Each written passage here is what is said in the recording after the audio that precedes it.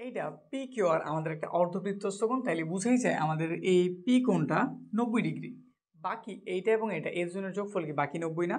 তাহলে 3x প্লাসের x মানে এই কোণটার এই কোণটা তাদের জন্য যোগফল কত?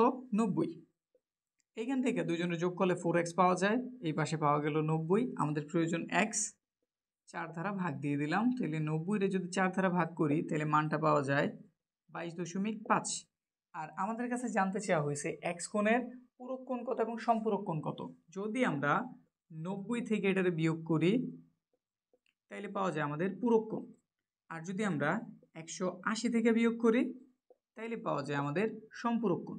বুঝতে পারছি? 90 থেকে কেউ বিয়োগ করলে ওটার নাম হইতেছে পূরক, আর 180 থেকে বিয়োগ করলে ওটার নাম কি?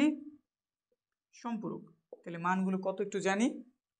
90 থেকে যদি আমরা এটাতে বিয়োগ করি 22.5, রেজাল্ট বের হয় 67.5। আর 180 থেকে যদি আমরা বিয়োগ করি তাহলে আমাদের রেজাল্ট বের হয় 157.5। বুঝছে?